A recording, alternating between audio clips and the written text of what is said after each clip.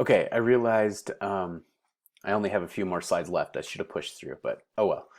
Okay, so we're going to talk very quickly about vapor pressure deficit. We already talked about it earlier when we were talking about leaf energy balance, so I'm going to kind of blow through these slides and then talk about kind of estimating transpiration rate. So if you remember, vapor pressure deficit is just the difference in vapor pressure between a place of saturation and a place of unsaturation. And so, hold on, my slides aren't moving.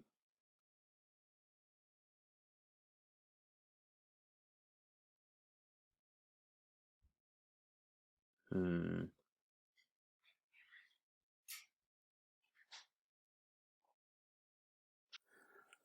All right, I realized I really don't have that many more slides to go after the first part, and I should have pushed through, but oh well, I didn't.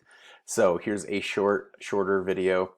So we're going to talk very quickly about vapor pressure deficit. If you remember, we talked about this when we talked about leaf energy balance, and so we won't go over this in great detail. But the water vapor pressure is the portion of total air pressure that is due to water vapor. So it's how much of the total number of molecules in the air that's water vapor molecules versus other molecules. And this is typically measured in kilopascals. So when air has no additional capacity to hold water vapor, that's termed saturation vapor pressure. So that kind of means like if air is at saturation, if you added one more molecule of water vapor, some of it would condense out as liquid vapor. All right, so that's when it condenses is when it's oversaturated. We looked at a curve kind of like this. This is the relationship between air temperature and saturation vapor in air. So it's this exponential increase. So you warm up the air a little bit and it has a really big impact on saturation vapor pressure. We've looked at an equation like this. The constants might have been slightly different, but they're close. And so if you were to calculate this equation, this would give you what the saturation vapor pressure is for a given air temperature. So this would tell you how many molecules of water that air could hold given whatever temperature it is. And in this case, the temperature is in units of Celsius, and then you'll get kilopascals of vapor pressure. Vapor pressure deficit then is the difference between saturation air and actual air pressure. And we use this to estimate the VPD between the leaf and air. We've got another slide here. You can calculate the relative humidity as the vapor pressure of air divided by saturation. And also, if you have relative humidity and temperature, you can calculate saturation vapor pressure from the air temperature and then estimate vapor pressure. So you can kind of go back and forth between these different equations. Let's go back to this one real quick. What we know this assumption isn't exactly true, but it's close. The assumption is that the airspace inside the leaf, just below the stomate, that air is saturated. All right, that's our assumption, is that air is at saturation because there's all of these hydrated cells around that airspace, like where water molecules are evaporating into that airspace.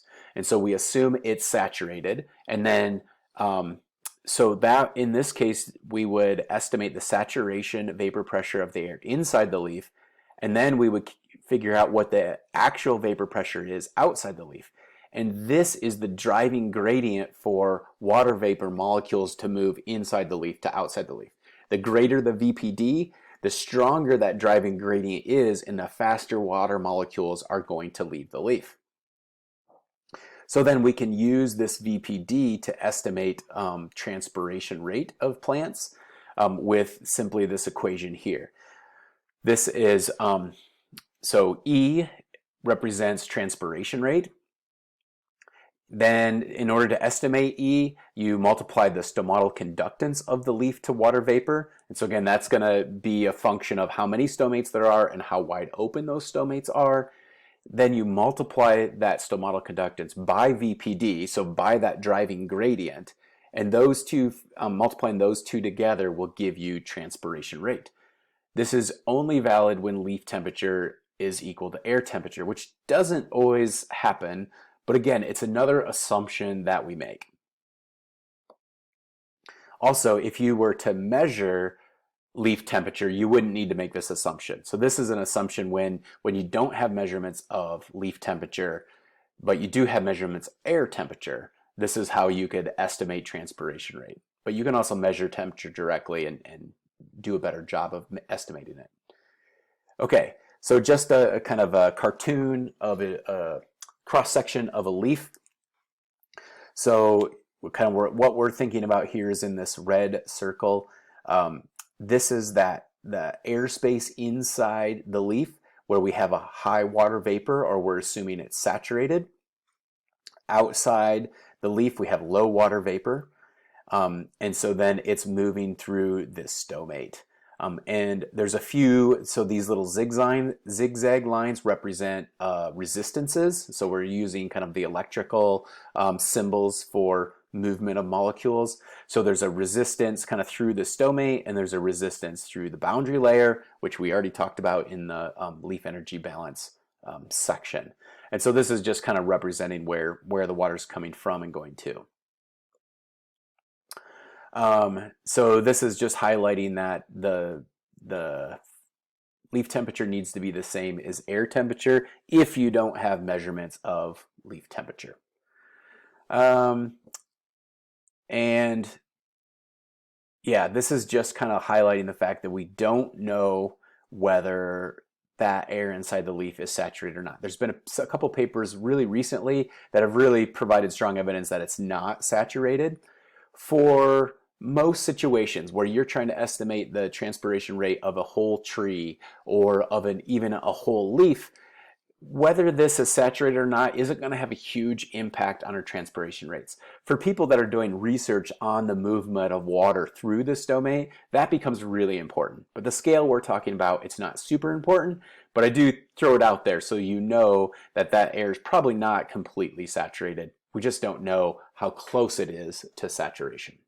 All right, so that's just briefly the equation we're going to use for estimating transpiration rate, and that's all for now.